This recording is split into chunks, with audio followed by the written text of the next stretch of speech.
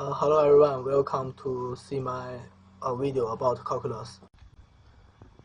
Let's start it. First, we need to see this graph, and then we need to make a function fx. It's this one, and then we need to make the slope of tangent, and this slope of tangent is moving.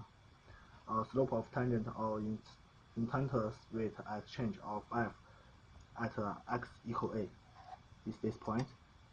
Continue to see this graph, and this is the fx, and just like the last graph, and there is a new point q appeared. Just now we just have the point p, and the point q is with axis is a, and the p is a plus h. Now we can clearly to see this is point Q, this is point P, and their x-axis is a and a plus h. Imagine it, and their distance is h. So we can imagine it. If h very close to 0, it means the point Q moving to point P. So this secant is maybe not to be a secant, it's to change to be a tangent. So like just I said, this for question 2, the answer is centered intervals. Now we can develop the formula for the slope of this secant. Like just I said, this is point Q and point P. This is secant. Now we don't need to care about that. We can just write y2 minus y1 divided by x2 minus x1. There is the slope of any secant, right? Now, then we can see the point P.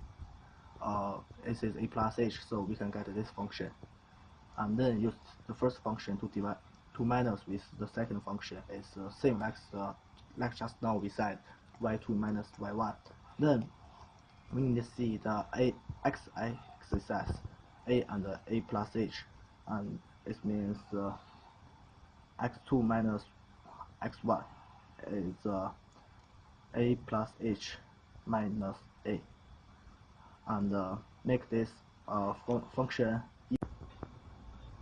fa plus h and minus fa divided by a plus h minus a equal to h. But for this one, this is just the slope of the secant. So we need to still look with this graph, and with this formula. And now we can see the point Q and the point P.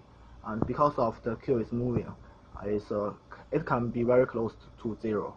So in this situation, we need to write the limit h to 0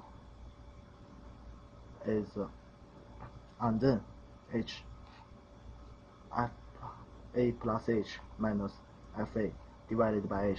This one.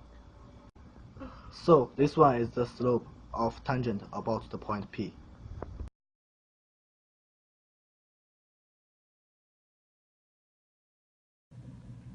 Now there is another method to explain how this formula be getted. Now we can see with this function and with this slope, because of the point Q is a and the point P is a plus h.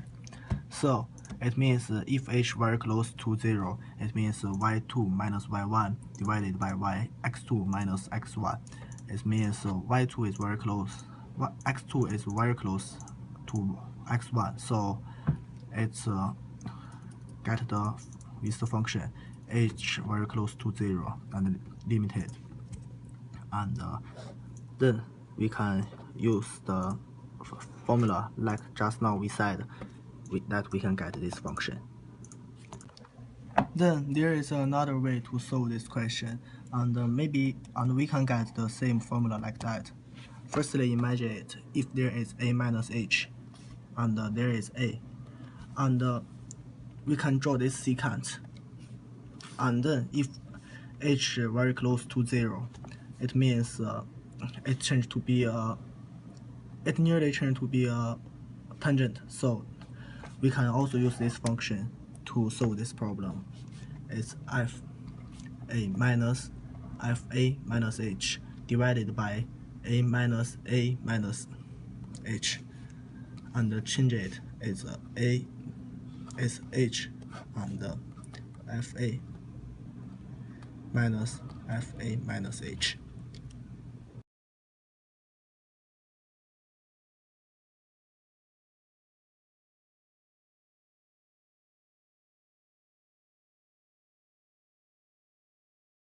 This is a new graph and this is a new example for just now what we said.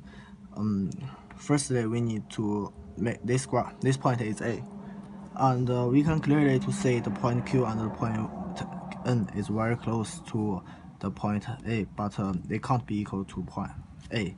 And then make the point P is the x-axis is A minus H, and the M x-axis is A plus H. And firstly, make the secant with the PQ and make the secant with the MN. Because of these 2 points, we know they are both moving, so the limited of the this one is the a minus h divided by h. Because of it, this is h when h very equal to 0, and this is limited. So the same reasons for this one.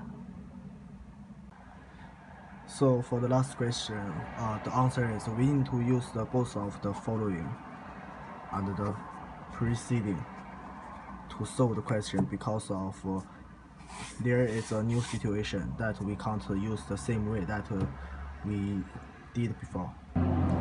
At the end, thanks for your watching and attention. Thanks. That's all.